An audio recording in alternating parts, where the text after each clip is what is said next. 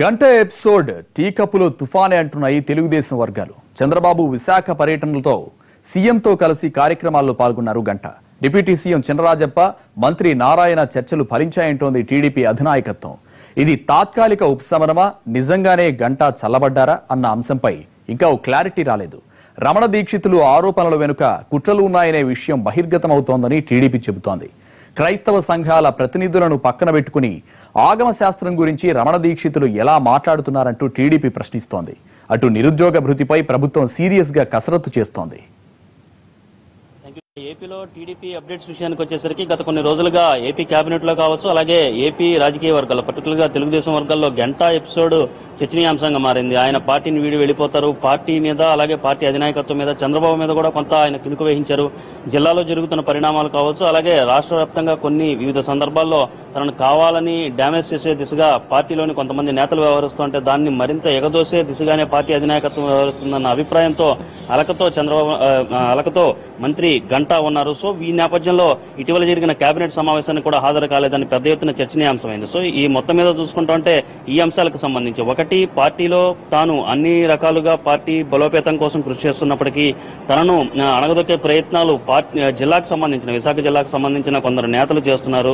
So దాన్ని ఏమాత్రం కట్టడి చేయడం లేదు. సిట్టు భూముల వ్యవహారంకి మొదలుకొని ఆ తర్వాత జరిగిన శాఖాపరమైన వ్యవహారాలు కావచ్చు, ఆ తర్వాత ఒకటి రెండు సందర్భాల్లో కూడా కావాలనే తనను టార్గెట్ చేస్తూనే టీడీపీ అధినాయకత్వం, పార్టీకి సంబంధించిన అధినాయకత్వం టార్గెట్ చేస్తూనే కొన్ని కామెంట్స్ కావచ్చు, కొన్ని లీకులు ఇచ్చిందన్న అభిప్రాయం అయితే ఆయనలో ఉంది.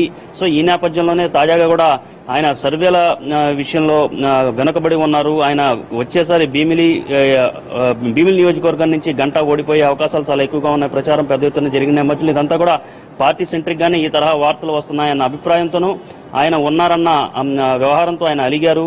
సో ఈ నేపథ్యంలో ఆయన పార్టీని వీడి వెళ్ళిపోతారన్న కామెంట్లు పెద్ద ఎత్తున వినిపించాయి. అదే సందర్భంలో వైసీపీకి సంబంధించిన ముఖ్య నేత, కీలక నేత బొత్స సత్యనారాయణ కూడా పార్టీ విధి విధానాల నుంచి ఎవరన్నా వస్తే కనుక చేర్చుకుంటామని చెప్పి బొత్స సత్యనారాయణ కూడా ప్రకటించిన నేపథ్యంలో ఆయన ఇంకొన్ని రోజుల తర్వాత పార్టీని వీడి వెళ్ళిపోతారన్న ప్రచారం రాజకీయ వర్గాల్లో పెద్ద ఎత్తున జరిగింది. అయితే వీటన్నిటికీ తెరదించుతూ ఈ వ్యవహారం అంతా కూడా టీ కప్పులో తుఫాను మాదిరిగానే ఉంది అన్న అభిప్రాయం వ్యక్తమవుతుంది తెలుగుదేశం పార్టీ వర్గాలు. ఇవాళ టీడీపీ అధినేత అలాగే ఏపీ సీఎం చంద్రబాబు నాయుడు విశాఖ పర్యటనలో ఆయన నియోజకవర్గంలోనే, భీమిలి నియోజకవర్గంలోనే పలు కార్యక్రమాల్లో పాల్గొన్నారు. ఆ కార్యక్రమాలకి చంద్రబాబు నాయుడు వెంట మంత్రి గంటా కూడా హాజరయ్యారు. సో ఈ నేపథ్యంలో గత 2-3 రోజుల నుంచి కూడా ఈ పరిణామాలు జరుగుతున్న నేపథ్యంలో పార్టీకి సంబంధించిన ముఖ్య నేతలు, అలాగే మంత్రి డిప్యూటీ సీఎం చినరాజప్ప, అలాగే మరొక మంత్రి నారాయణ, వీళ్ళిద్దరూ కూడా మంత్రి గంటాతో ఎవరైతే అలిగారో మంత్రి గంటాతో సంప్రదింపులు జరుపుతున్నారో ఆ సంప్రదింపులు జరిపిన నేపథ్యంలో ఇవాళ ఉదయం కూడా చినరాజప్ప వెళ్లి చంద్రబాబు నాయుడు రావడానికి ముందుగానే డిప్యూటీ సీఎం చినరాజప్ప గంటా శ్రీనివాసరావును కలిశారు, బుజ్జగించే ప్రయత్నాలు చేశారు. ఇది కొంత ఫలించిన నేపథ్యంలో ఆయన కూడా మంత్రి గంటా కూడా చంద్రబాబు నాయుడు ప్రోగ్రామ్స్ హాజరయ్యారు. సో ఓవరాల్ గా ఇదంతా టీ కప్పులో తుఫానుగానే సమసిపోయిందన్న అభిప్రాయంతో తెలుగుదేశం పార్టీ వర్గాల్లో వ్యక్తమవుతుంది. అయితే ఇది కేవలం తాత్కాలికంగానే సద్దుమణిగిందా, పూర్తి స్థాయిలో గంటా సంతృప్తి చెందారా అనేది ఇంకొంతకాలం ఆగితే గానీ స్పష్టత వచ్చే అవకాశం లేని పరిస్థితి కనిపిస్తుంది. నిన్న రమణ దీక్షితులు ఏదైతే ప్రెస్ కాన్ఫరెన్స్ పెట్టారో ఆ ప్రెస్ కాన్ఫరెన్స్ వెనక ఉన్న వ్యక్తి గురించి, ఆయన ఒక క్రిస్టియన్ సంఘాలకు సంబంధించిన వ్యక్తి, ఆయన్ని వెంట పెట్టుకుని ఆగమ శాస్త్రం గురించి, అలాగే ఆ తిరుమల కొండ మీద అపవిత్రం చోటు చేసుకుంటుంది, అపవిత్రంగా వ్యవహరిస్తున్నారు. సో ఇటువంటి కామెంట్లని రమణ దీక్షితులు చేయడం చూస్తామంటే ఖచ్చితంగా దీని వెనక రాజకీయ కుట్ర ఉంది అనే విషయం 1-2 సార్లు స్పష్టమవుతోంది. ఇది ఇవాల్టి అప్డేట్స్.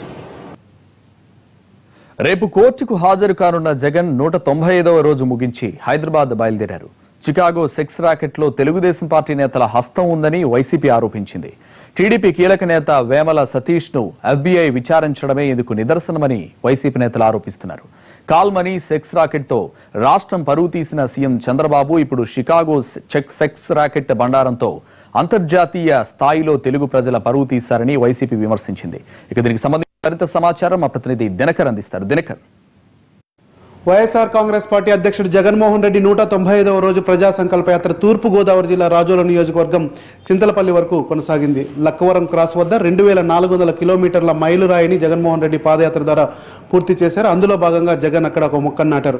ఆ తర్వాత జగన్ హైదరాబాద్కు బయలుదేరి వచ్చారు. రేపు ఉదయం కోర్టుకి జగన్ హాజరు కానున్నారు. ఇక వైఎస్ఆర్ కాంగ్రెస్ పార్టీ తెలుగుదేశం ప్రభుత్వం పైన, తెలుగుదేశం పార్టీకి సంబంధించినటువంటి నేతలపైన కీలకమైనటువంటి ఆరోపణలు చేసింది. షికాగో సెక్స్ రాకెట్లో తెలుగుదేశం పార్టీకి సంబంధించినటువంటి కీలక నేతల హస్తం ఉందని, వారి ఆధ్వర్యంలోనే ఈ సెక్స్ రాకెట్ అంతా నడుస్తుందని ఆ పార్టీ ఆరోపించింది. విజయవాడలో కాల్ మనీ సెక్స్ రాకెట్కి సంబంధం ఉన్నటువంటి వాళ్ళతో పాటు అలాగే అమెరికాలో ఉన్నటువంటి తెలుగు సంఘాల నేతలకు కూడా టీడీపీ అనుబంధం ఉన్నటువంటి నేతలందరికీ కూడా ఈ సెక్స్ రాకెట్లో హస్తం ఉందని చెప్పి వైఎస్ఆర్ కాంగ్రెస్ పార్టీ అధికార ప్రతినిధి వాసిరెడ్డి పద్మ ఆరోపించారు. తెలుగుదేశం ప్రభుత్వం ప్రతినిధిగా ఏర్పాటు చేసినటువంటి, అంటే తెలుగు ప్రజల ప్రతినిధిగా అమెరికాలో ఏర్పాటు చేసినటువంటి కోమటి జయరాం ఏం చేస్తున్నారు? ఇంత ఆరోపణలు వస్తున్నా కానీ, అలాగే తెలుగు ప్రజలకు సంబంధించినటువంటి అనేకమైనటువంటి ఆరోపణలు వస్తున్నా, అక్కడ తెలుగు సినీ రంగానికి చెందినటువంటి వాళ్ళపైన సెక్స్ రాకెట్ కింద ఇన్ని కేసులు వస్తున్నా కానీ ఏం చేస్తున్నారు అని చెప్పి వైఎస్ఆర్ కాంగ్రెస్ పార్టీ ప్రశ్నించింది. ఇక మరొక వైపు కాల్మనీ సెక్స్ రాకెట్ తో పాటు అనేకమైనటువంటి కేసుల్లో ఉన్న వారందరినీ తెలుగుదేశం ప్రభుత్వం ఇక్కడ రాష్ట్రంలో కాపాడుతుందని, అయితే అక్కడ అమెరికన్ పోలీసులు మాత్రం తెలుగుదేశం లీడర్లను వదిలే ప్రసక్తి లేదని కూడా వైఎస్ఆర్ కాంగ్రెస్ పార్టీ ఆరోపించడం జరిగింది. ఇక ప్రధానంగా వైఎస్ఆర్ కాంగ్రెస్ పార్టీ ఎంపీలు సుమిత్రా మహాజన్ పిలుపు కోసం ఎదురు చూస్తున్నారు. అలాగే సుమిత్రా మహాజన్ లోక్సభ స్పీకర్ ఎలాంటి నిర్ణయం తీసుకుంటుంది? ఎందుకంటే దాదాపు ఆవిడ ఇండియాకు వచ్చి 2 రోజులు అవుతున్నా కానీ వైఎస్ఆర్ కాంగ్రెస్ పార్టీ ఎంపీల రాజీనామాల ఆమోదంకు సంబంధించి ఎలాంటి సమాచారం రాలేదు. అధికారికమైనటువంటి ప్రకటన రాకపోవడంతో ఏం జరగబోతుందన్న దానికి సంబంధించి కూడా వైసీపీ ఎంపీలు ఎదురు చూస్తున్నటువంటి పరిస్థితి ఉంది. అయితే ఎంపీలతో మాట్లాడితే మాత్రం ఏ క్షణమైనా కానీ తమ రాజీనామాలు ఆమోదించే అవకాశం ఉందని వైఎస్ఆర్ కాంగ్రెస్ పార్టీ చెప్పడం జరుగుతుంది. ఇక కీలకమైనటువంటి పరిణామం చోటు చేసుకోవడానికి వైఎస్ఆర్ కాంగ్రెస్ పార్టీ సోషల్ మీడియాని అధికంగా నమ్ముకుందని చెప్పుకోవాలి. అందులో భాగంగానే తాటిపాక రాజోలు నియోజకవర్గం తాటిపాక రోడ్డులో వైఎస్ఆర్ కాంగ్రెస్ పార్టీకి సంబంధించినటువంటి సోషల్ మీడియా విభాగంతో, అంటే దేశ విదేశాల్లో ఉన్నటువంటి YSR Congress party social media ప్రతినిధులు, అలాగే రాష్ట్రంలో ఉన్నటువంటి సోషల్ మీడియా ప్రతినిధులతో దాదాపు 20,000 మందితో జగన్మోహన్ రెడ్డి తూర్పుగోదావరి జిల్లాలో శనివారం ప్రత్యేకంగా సమావేశం కానున్నారు. తెలుగుదేశం ప్రభుత్వం ఇచ్చినటువంటి హామీలతో పాటు, అలాగే నెరవేర్చని హామీలు, దాంతో పాటు ప్రభుత్వం విఫలమైనటువంటి అంశాలతో పాటు ప్రత్యేక హోదా హక్కు పైన కూడా వైఎస్ఆర్ కాంగ్రెస్ పార్టీ అధ్యక్షుడు జగన్మోహన్ రెడ్డి తన సోషల్ మీడియా టీంకి ప్రత్యేకమైనటువంటి గైడ్లైన్స్ ఇస్తున్నారని చెప్పి మనకు అందుతున్నటువంటి సమాచారం. ఇక రాష్ట్రంలో ఉన్నటువంటి ప్రధాన పార్టీల్లో నుంచి కూడా వైఎస్ఆర్ కాంగ్రెస్ పార్టీలోకి పలువురు నాయకులు జాయిన్ అవుతున్నారని కూడా ఆ పార్టీ నేతలు ఘనంగా చెప్తున్నారు. ఆనం రామనారాయణ రెడ్డి జూలై 8వ తారీఖున వైఎస్ఆర్ కాంగ్రెస్ పార్టీలో జాయిన్ అవుతారని, దీనికి సంబంధించినటువంటి గ్రౌండ్ వర్క్ అంతా పూర్తయిందని చెప్పి కూడా ఆ పార్టీ నేతలు చెప్తున్నారు. వైఎస్ఆర్ జయంతి అయినటువంటి జూలై 8వ రోజున ఆనం రామనారాయణ రెడ్డి వైఎస్ఆర్ కాంగ్రెస్ పార్టీలో చేరుతారని అందుతున్నటువంటి సమాచారం. ఇది ఈరోజు వైఎస్ఆర్ కాంగ్రెస్ పార్టీలో ఉన్నటువంటి పొలిటికల్ డెవలప్మెంట్స్.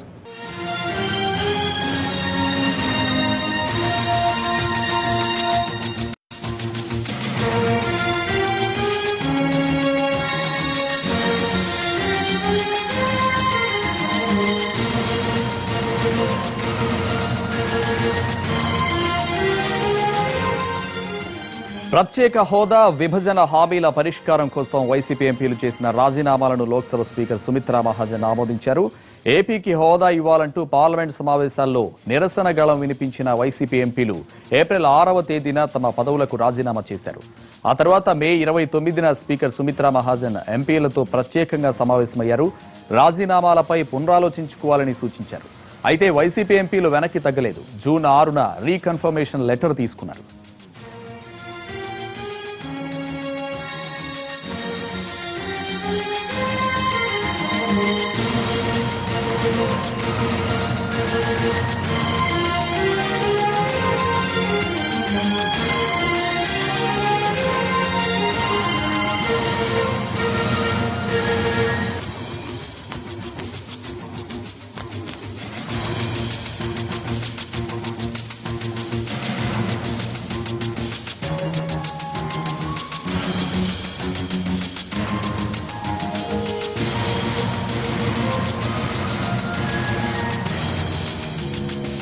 ప్రత్యేక హోదా విభజన హామీల పరిష్కారం కోసం వైసీపీ ఎంపీలు చేసిన రాజీనామాలను లోక్సభ స్పీకర్ సుమిత్రా మహాజన్ ఆమోదించారు. ఏపీకి హోదా ఇవ్వాలంటూ పార్లమెంట్ సమావేశాల్లో నిరసన గళం వినిపించిన వైసీపీ ఎంపీలు ఏప్రిల్ 6వ తేదీన తమ పదవులకు రాజీనామా చేశారు. ఆ తర్వాత మే 29న స్పీకర్ సుమిత్రా మహాజన్ ఎంపీలతో ప్రత్యేకంగా సమావేశమయ్యారు. రాజీనామాలపై పునరాలోచించుకోవాలని సూచించారు. అయితే వైసీపీ ఎంపీలు వెనక్కి తగ్గలేదు. జూన్ 6న రీకన్ఫర్మేషన్ లెటర్ తీసుకున్నారు. అనంతరం స్పీకర్ విదేశీ పర్యటనకు వెళ్లడంతో రాజీనామాల ఆమోదంపై కాస్త డైలమా ఏర్పడింది. విదేశీ టూర్ ముగించుకుని వచ్చిన సుమిత్రా మహాజన్ ఎంపీల రిజైన్లను ఆమోదించారు.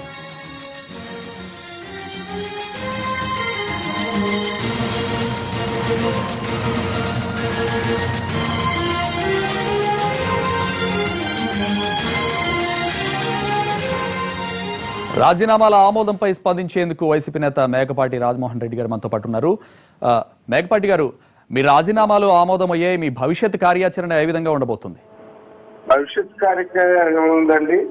ప్రజలకు విషయాలు తెలియపరచడమే కదా మా ఉద్దేశం. ప్రజలకి జరిగిన విషయాలన్నీ తెలియపరుస్తాం. ఇప్పుడు 4 సంవత్సరాలు చంద్రబాబు గారు నిమ్మక నీరెత్తినట్లుగా ఉంది. బీజేపీతో కాపురం చేసి ఈ రోజు బయటకు వచ్చి ఆయన మోడీ గ్రాఫ్ ఏదో తగ్గుతుంది, మళ్ళా ఇబ్బందులు వస్తాయని చెప్పి ఆయన బయటకు వచ్చి ఈ రోజు ఛాంపియన్ అంటున్నాడు. అది ప్రజలకు మేము తెలియపరచాలని మా ఉద్దేశం. మేము తప్పనిసరిగా రాష్ట్రం నలువైపులో వెళ్ళి ఆయన జరిగిన పరిస్థితులన్నీ కూడా చెప్తాం.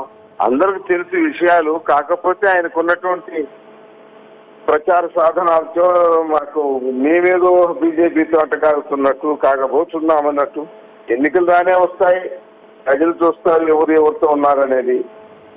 అందువల్ల తప్పనిసరిగా ప్రజలు గ్రహిస్తారు ఎవరు ఈ రాష్ట్రానికి. మేకపాటి గారు, మీ రాజీనామాలన్నీ డ్రామాలంటూ విపక్షాలంటే టీడీపీ ఆరోపిస్తోంది, దీనిపై మీరేమంటారు? డ్రామాలేందయ్యా, ఇంకెంతకంటే మేము ఏం చేయగలం బాబు? మేము రాజీనామాలు ఇచ్చినాము. ఆమె బాధ్యత కూడా ఉంది. ఎందుకు చేశారు ఏమిటని విచారించవలసిన అవసరం ఉంది.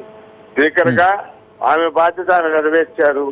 విషయాలు తెలుసుకోవాలి కదా. ఊరికనే రాజీనామా చేశారంటే ఎవరన్నా బలవంతం చేశారా, ఓట్స్ చేశారా, ఏమైనా ఇబ్బందులు వచ్చినాయా వాళ్ళకి అన్ని తెలుసుకోవాల్సిన బాధ్యత ఉంది కదా. మేము 4 సంవత్సరాల నుంచి ప్రత్యేక హోదా కొరకు లోక్సభలో మేము పోరాడుతున్న విషయం కూడా ఆమెకు తెలుసు కదా. అందుకొరకు తప్పనిసరిగా ఆమె తెలుసుకోవాల్సిన బాధ్యత ఉంది. అందువల్ల ఆమె బాధ్యత నెరవేర్చింది. మాకు నచ్చ చెప్పడానికి ప్రయత్నం చేసింది. లేదు మేడం, మేము చేసిన కాదు తెలుసు కదా. మేము తప్పనిసరిగా ఇంకా ప్రజల్లో మేము ఇది హైలైట్ చేయాలని, అందువల్లే కదా మేము డిస్కషన్ రావాలని పార్లమెంట్ లో కూడా ప్రయత్నం చేశాం. అవిశ్వాస తీర్మానం ఇచ్చి అది కూడా దేశ ప్రజలందరికీ విషయాలు తెలియాలనే ఉద్దేశంతో చేశాం. అది కూడా నెరవేరలేదు. అటువంటి పరిస్థితుల్లో మేము స్పీకర్ ఫార్మాట్ లో ఇచ్చాం కాబట్టి దయచేసి వాటిని అంగీకరించండి. మనం ఏమైనా కారణం చెప్తే ఆమె రిజెక్ట్ చేయడొచ్చు, స్ట్రైట్ అవే రిజెక్ట్ చేసేదానికి ఆమెకు అధికారం ఉంది. ఏ కారణం అన్న చెప్పినట్లేదు. మేము ఎలాంటి కారణం మెన్షన్ చేయకుండా అది ఇచ్చాము కాబట్టి తప్పనిసరిగా ఆమె విచారించవలసిన బాధ్యత ఆమె మీద ఉన్నది. అదే ఆమె నెరవేర్చింది. మేము తప్పనిసరిగా చేయమన్న తర్వాత మళ్ళా రీకన్ఫర్మేషన్ పంపించమన్నారు. అది పంపించాము. కాకపోతే వెంబడే ఆమె అబ్రాడ్ వెళ్ళారు. ఆమె తిరిగి వచ్చింది మొన్న. మండేనే యాక్సెప్ట్ చేస్తుంది అనుకున్నాం, ఈ రోజు యాక్సెప్ట్ చేసేస్తున్నారు. ఓకే, మాకు అందుతున్న సమాచారం మేరకు రాజీనామా చేసిన ఎంపీలంతా బస్సు యాత్ర చేపడతారని తెలుస్తోంది. దీనిపై మీరేమంటారు మేకపాటి? అది ఇంకా డిస్కషన్ జరగాల పార్టీలో. మా నాయకులు ఏమో పాపం పాదయాత్రలో, మా ప్రజా సంకల్ప యాత్రలో ఉన్నాడు కదా, చూస్తున్నాం కదా జగన్మోహన్ రెడ్డి చేసినటువంటి నిజంగా ఎంత డిటర్మినేషన్, ఎంత కథ.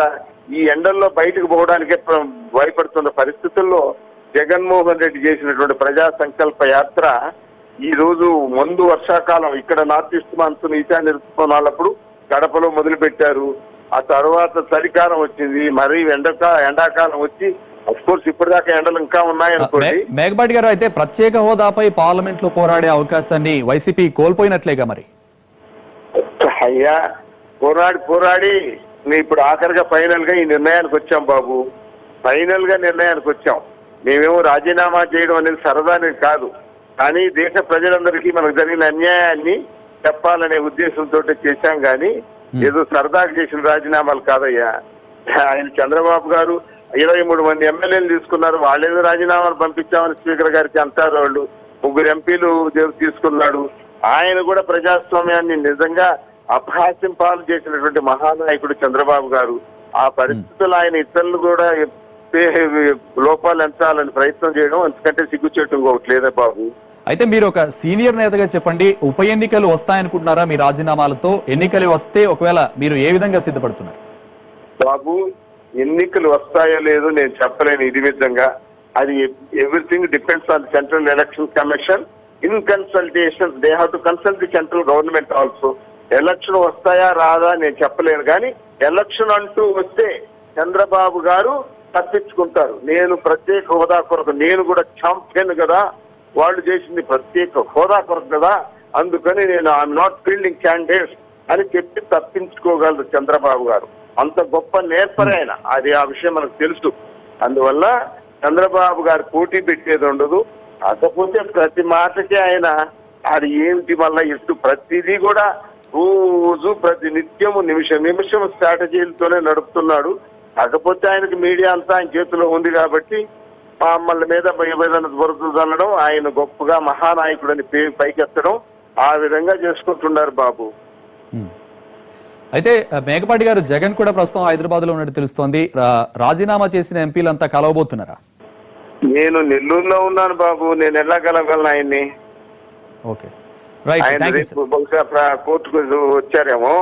నేను నెల్లూరులో వచ్చాను రాత్రి ఇక్కడికి, అందువల్ల నేను ఎలా కలవగలను? కలిసే వాళ్ళందరూ కలుస్తారు కాబోలు. Okay, right, thank you Mekapati గారు.